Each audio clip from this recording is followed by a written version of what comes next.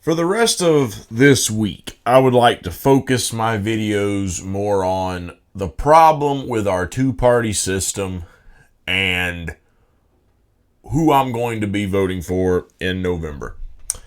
So, starting with the whole two-party system thing, right? November's approaching. We don't know if we're going to be going out to vote, which I would encourage. Anyone who's saying about the COVID issue right now, if we can get out, protest, riot, and everything else, we should be able to go vote. If you don't want to take the chance, stay at home. But this over-the-top mail-in, and for people who say, oh, mail-in already exists, it's never been practiced on this sort of scale before. Okay, you're talking about a huge jump in the numbers of who's actually going to be using it. In most cases, you go out to vote. You go to an actual polling station. You go to a voting booth and you cast your ballot. Okay? But that's aside the point. Okay? November's approaching. We're going to be voting one way or the other. And the mainstream media wants you to believe you've got two choices to pick from. You've got Donald Trump or you've got Joe Biden. Now, even those who will recognize that there are third parties will tell you, well, they have no chance at winning. Third parties are a waste of your time. If you vote for third party, you're wasting your vote. So you might as well just pick from one of the big two. Here's what's so ironic about the people who want to make that argument that the third parties are a complete waste of time. If they're a complete waste of time, then why do the big two keep polling so terribly? It's been shown, poll after poll, year after year, that at least half of the country wants another option aside from Democrats and Republicans. The last time I checked, our Senate and our House consist mostly of Democrats and Republicans, with the exception of a couple of independents. By the way, one of those in the Senate being a complete Democrat ass kisser, Bernie Sanders. Okay? So it's Democrats and Republicans pretty much all the way around in the House, in the Senate, and yet Congress has an abysmal approval rating. That's Democrats and Republicans. Once again, those two main options running in November, right? It's a Democrat and it's a Republican. And the Democrat is an old geezer who gets handsy with little kids, can be a complete creep, doesn't remember where he's at, clearly has the beginnings of Alzheimer's, okay? And the Republican candidate is a guy who in 2016 ran that he was going to drain the swamp, he was going to change the system, he was going to get us out of wars. He's tiptoed around getting us out of war. He certainly hasn't changed the system, and instead of draining the swamp, he's damn near just jumped straight into the swamp and started bathing in it, okay? So that's our two choices you're referring to. And yet, again, not many people are really happy with those choices. Okay, there's certain factions on the right who still don't care for Donald Trump like they didn't the last time around. There's factions on the left who believe that Joe Biden is not what they wanted. Okay, and even some of the others on the left don't quite know whether Joe Biden's going to be the man for the job and if he's going to be able to hold up. And there's a lot of independents who are sitting there going, seriously, this is what we're left with? This is what we have to vote for? So, again, that shows there's not a lot of popularity for the Democrats and the Republicans. So common sense would tell you if the Republicans and the Democrats are that unpopular, why does a third party never get any more votes than they get in this country? Why do people not vote for the third party candidate? Why are they not doing some homework to investigate who else is running? They've heard of third parties. They know they exist in most cases. Why don't they ever do any homework and go vote for one? Most people would draw common sense from that and say anytime you're that unsatisfied with one of the two options you have, if there's more options, you would start going with one of the different options. If there were two big name brands, but there was a generic brand out there, and I bought both the name brands, and they both sucked in my opinion, after a while, if I wanted to try something different brand or whatever, I would start trying some generic stuff. Maybe it's better. What the hell do I have to lose, right? Yet no one seems to want to do that. And to a lot of people, no one can figure out why. I've thought about it. I've really taken some time, and some people may already know exactly what I'm about to say. Other people could still be wondering, what's the problem here? What's the issue? And it turns out that, for those who say that a third party is a complete waste of time, history proves you incorrect. So most people want to go back to as far as Teddy Roosevelt to show that third parties don't work. They say that Teddy Roosevelt with a Bull Moose Party did not succeed. Okay, and it didn't. And Ross Perot didn't succeed. Ralph Nader didn't succeed. Other third-party candidates haven't succeeded, but arguably the two who had the biggest chance were Ross Perot and Teddy Roosevelt, and neither won. Okay? So they want to point to that to say, see, third parties have no chance. But let's go a little bit farther back in time. Because you see, there was a third party who at the time was a third party, and they were successful. Would you care to take a guess as to which one that was? It would be the one you call today the GOP, the Republicans. That's right. At the time they came along, they were a third party. And they won. They won. So that shows that people can vote. Why don't they do it anymore today? Why do they constantly go out and vote for Democrats and Republicans? What I seem to be able to piece together from this is the fact that the mainstream media, along with the Democrats and Republicans, I don't even know that it's so much an issue of people being ill-informed. Sure, I think that plays the role for some. They don't inform themselves enough, so they just vote for one of the two because that's what society has kind of taught them you have option-wise, and they've taught them that the third parties are a waste of time. But for other people who know that the third party exists, and they might have even heard what the third party guy says, they've convinced everyone that it's a waste of time. And they've convinced them that it's a waste of time. But here's what their biggest fear is, okay? If enough people voted, it naturally wouldn't be a waste of time, now would it? So if you're not satisfied with one of the two options, and enough people said, okay, we don't like what we've got here, let's take this third party option, whether that be green or whether that be libertarian or whatever, if enough people were voting, then it couldn't be a waste of time because they would win, right? So, once again, considering how bad the Democrats poll, considering how bad the Republicans poll, why is this not happening?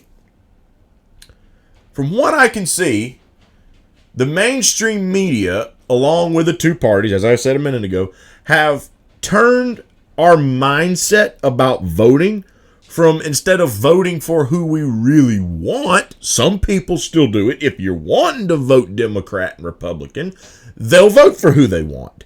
But for those who are unsatisfied, they have warped the majority of our minds into this propaganda idea.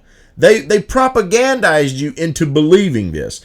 What they've done is take it away from voting who you think is best to fear voting is what I will call this. You fear vote. You don't like Joe Biden, but you like Donald Trump less. You could love Howie Hawkins. You could love Joe Jorgensen. But you're not going to go vote for either one of them because you're too afraid if you do, Donald Trump's going to win an election. Understand this. This isn't being even determined by popular vote anyway. It's an electoral college. Your one little vote, if you don't feel comfortable voting for one of the two, if you don't think anybody else is going to vote with you, why don't you just have a principled stance?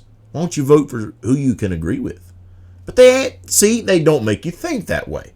They make you think you've got to go vote for this guy, even though you might not like 80% of his platform, but you got to vote for him because the guy, the other guy, the only other option that stands a chance here, that guy you don't like 95% of his platform. So you better take the one you dislike 80% of and just shut up and deal with it. They have conditioned so many people into this fear voting mentality.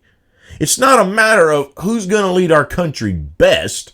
It's who's going to probably screw it up the least. They've conditioned so many people to vote this way, and it's absolutely pitiful. And this is where people have to start waking up and realizing what they've done to you. You're not voting for who you think's going to do the best job for this country anymore. You're simply voting for who you think's not possibly going to do the worst job for the country. Meanwhile, you've got other options out there who could be night and day better than both, and you refuse to go vote for them. You won't do it out of a fear because you're afraid if you do, the one you liked the least of the main two, well, that one might win if I go vote third party and actually stand on some principles here and vote for someone who might actually be a decent candidate. If we continue down this path, I want people to understand one thing. If you just keep voting for this lesser of two evil stuff because you're too afraid that the bigger of two evils might prevail, understand you're going to get screwed either way. You're going to get screwed either way. And for those who say, well, I would rather have a little less evil because at least we get something out of it. Understand this, your country is still going to be on its way to hell in a handbasket. And it's going to continue down that path. It's not going to change. The only thing you're doing is you might be going to hell in a handbasket at 50 miles an hour versus 80 miles an hour. Guess what? You're still on your way to hell in a handbasket. Things won't change. Civil war will still be imminent. Your country will still be crapping all over the working blue-collar class from coast to coast. Healthcare won't improve. Social Security won't be fixed. We'll still end up in more war all over the place. Nothing's going to change. You know what'll happen? Some superficial things here and there that won't make a damn bit of difference to people all across this country who care about those bread and butter issues. It'll be something that will be superficial, that'll go into the fairy tale land for only those people who care about the culture war issues only. And they don't care about anything else. They don't care about trade. They don't care about economics. They don't care about the economy. They don't care about the jobs. They don't care about really health care. They just want the statues to come down. They want names on this and that to change. And they're going to protest, and they'll protest, and Joe Biden will give you a little slight something to warm your heart over. So understand this as November approaches. I've made this statement for many different things. And people seriously are going to have to start coming to this realization. It's high time that the people who want a change in this country wake up and understand some reality for the change that they want. For the people who don't believe we should fix our issue at the ballot box, or don't even believe it's possible to fix it at the ballot box. For those who want the revolution, I've been making the argument to those folks. If this is what you want, there's going to be a price to pay. If you're not willing to pay that price, I don't suggest you take that item off the shelf, because this is the price it's going to come with, whether you like it or not. And if you're not willing to pay it, don't embark down this road.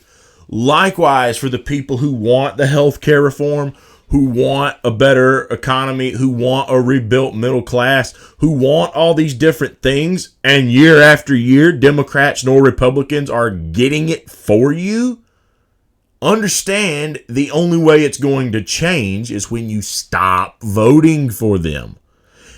If you constantly buy into their narratives that if you don't go vote for the lesser of two evil, the bigger evil is always going to win, understand you get fed up. It's time you start convincing your friends they need to be just as fed up. Start doing your part and stop leaving it to guys like us on YouTube who are sitting there preaching to brick walls in a lot of cases. If you're that upset and you want the change, you've got to help bring it about. That starts with you voting for a better option, not a Democrat and not a Republican. And so if you're not going to take that step, you're never going to see these changes. And stop thinking that when the outsider comes along next time in the Republican Party, or the outsider comes along in the Democrat Party, that is your other option. That's your golden ticket without actually having to get out there and do real work to build a third party. Because that seems to be something else a lot of people have thought of. Even me, myself, I voted for Tulsi Gabbard. And a lot of people came along and thought, oh, hey, here's Andrew Yang. Hey, here's Tulsi Gabbard. Hey, here's Bernie Sanders. Some were even crazy enough to think Elizabeth Warren was one of them. But they thought, well, here's the outsider. We can get a kind of third-party candidate without having to actually hit the streets and really start promoting third parties and doing our work to get a outsider elected the other way. We're going to get a Trojan horse here who's just going to run right through this corrupt primary and is going to win the entire thing. And then when they hit the White House, regardless of the fact the Senate won't be under, the outside control, there'll still be corporate Dems and corporate Republicans. And so will the House. They're going to start getting agendas through. They're going to start getting agendas passed. Some people believe that. Now, me, I wanted one of them to get elected, potentially, but even I knew this wasn't going to be as easy as some folks made it sound to get these policies through. So some thought that, well, this is my way to get it. No. And even I've come to the realization it ain't going to happen. First of all, the corporate Dems and the corporate Republicans are not just going to let the outsiders win. Some people will tell me, then how did Donald Trump win? It's simple. How much of an outsider did Donald Trump actually turn out to be when he got elected? He hasn't been one. He hasn't been an outsider. He ran as an outsider. How much of that stuff is he talking about this time on the campaign trail? I mean, his renegotiated trade deal, his renegotiated NAFTA. What exactly did it do? A lot of it's just like the original NAFTA. And I believe he crapped all over the original NAFTA when he ran, right? So, doesn't seem like a lot's really been done there. Okay? Again, getting out of the wars. He's tiptoeing around the issue, but he hasn't really followed through. And he's actually gotten into office and continued a lot of what other Republicans would have done had they gotten elected. So not really much has changed. The only thing you've gotten that's really any kind of an outsider is the fact you've got a loudmouth who'll go on Twitter and run his mouth. Now, you might like that, but that's not the same as for the people who claim he's carried out on his promises. He just hasn't. He simply hasn't. Okay? In some few areas, perhaps. But for the majority of the rest of it, no, he is not. He simply has not. Okay? So that being said, you got to understand, you see these outsiders, the main party is either going to stop them from getting the nomination, just like they've done to Bernie Sanders twice, just like they did to Andrew Yang, and just like they did to Tulsi Gabbard. They're not going to let them. And the proof of that, you know who else is outsiders on the Republican Party? You know who, real outsiders are on the Republican Party? Ron Paul, Rand Paul. Ron Paul arguably got pretty close in 2012, and they still shut him down. Okay? So, both of those guys were flushed out the same way. And so that's exactly what's going to happen time after time after time after time. So, just like I said about you can't half-ass a revolution, you can't half-ass this revolution either. You can't half-ass a revolution at the ballot box. You're going to have to start doing the work and voting for third parties and promoting third-party candidates. You're going to have to. Because if you keep thinking this is your ticket to actually getting what you wanted, understand what I've come to realize. Those folks are sheep herders. Now, I don't think Ron Paul is a sheep herder, but without a doubt, Yang, Gabbard, and Sanders have all turned into sheep herders. And they're leading the Democrat sheep right now to slaughter by the big bad Biden wolf of the Democrat Party. And they're going to do it. Guarantee you that if Joe Biden picks Kamala Harris to be his VP. We all know who buried Kamala Harris on the debate stage. Who took that woman's campaign down? Tulsi Gabbard. So Tulsi Gabbard knows how despicable Kamala Harris is. Likewise, we also know that if Joe Biden were to win this election, we know he's going to turn the reins over to the VP, right? And so again, if that's Kamala Harris, that means this evil lady who kept people in prison, passed their sentences and all that stuff Tulsi Gabbard had exposed on the woman, right? That's going to be the successor. So is Tulsi Gabbard going to have the morals and come out and start criticizing it? Is she going to sit there and criticize Joe Biden for his VP pick? Is she going to tell us that Joe Biden should have picked someone better because that's not who should be succeeding him? Is she going to tell us that that's really not that great of a choice and that, yeah, I'll support Joe Biden, but I need to be critical? Is she going to do anything along those lines? I'm willing to bet she's not. Now, maybe I'm wrong. Maybe she does.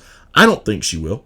And so that means all that trash that she talked about Kamala Harris on that debate stage, even though it's true, she's going to turn right around, disregard every single bit of it, and keep saying, hey, I support Joe Biden, I endorse Joe Biden, and will try to probably get as many people as she can to go out and vote for Joe Biden. Now, she's not doing what Yang or Sanders is doing with the emails, but that doesn't matter. She's already said what she's had to say. So unless she backtracks it after the fact, it's going to speak for itself. So again, sheep herder. That's a sheep herder. And you can give me all the arguments you want about, they got to work with inside the party. See, and that's exactly the mentality. This whole, you got to work inside the party and wheel and deal with these corrupt assholes. And if you want to stay clean, you got to jump in filth somehow or another. If I really want to survive, instead of actually being the beacon of light in the room, I should just put a shade over myself so I look like everybody else, and then maybe I can get something done. No, you lose people's trust when you don't show that you're the beacon of light anymore. When you pitched yourself as that and then turn around and do the polar opposite, that doesn't help your agenda. That helps you blend in with the people that a lot of us are sick and tired of. And we don't want to vote for you. We don't want to vote for you anymore. You're not helping yourself at all. And those will say, well, if you just keep doing that, you'll be run out of politics. Okay, and again, you're wanting revolution. You're wanting change at the ballot box. How do you think that's going to happen by capitulating to the system you're bitching about? Yes, you might die on that hill. But if enough people keep doing it, it's going to start catching someone's attention. I mean, seriously? That's the only way you stand a chance. It's the only way you're going to win people's trust. Because they then see you're going to stand on your principles. And if you're not successful, at least you're a person of good character and you're not just going to fold over whichever way the damn wind blows. That garnishes respect. That garnishes trust. But being a damn chameleon and trying to blend in with your surroundings when your surroundings are the corrupt problem in this country, that doesn't help anything. So I'll say it again. Sheep herder. Sheep herder. It's not going to happen. And the ones who are even more delusional on the issue are those who seriously believe that if Tulsi Gabbard got appointed to be like White House janitor, that, if she's cleaning Joe Biden's office, she could push her agenda through, right? Please. Unless she brought $1 billion in with her mop and broom, she ain't got Joe Biden's ear for a damn thing. She won't get the first agenda through. I don't care if she's Secretary of State. I don't care if she's in charge of the Pentagon, Secretary of Defense. I don't care what she gets named, if she gets named anything. Joe Biden and his donors are going to have their way for 4 to 8 years, so get used to it. I'll say it again. If you want real change, you can't half-ass it. And if you're going to keep trying to half-ass it, come back to me 8, 16, 24 years down the line and tell me how much actual change that capitulating and half-assing actually got you. Because I guarantee you, if we're not already torn apart from civil war, our economy hasn't completely crashed, and our people are absolutely suffering even worse than they are right now, to where we won't even be able to have these kind of conversations anymore, you'll be coming back to me in a little over a decade telling me, wow, maybe we really should have been voting third party all this time, huh?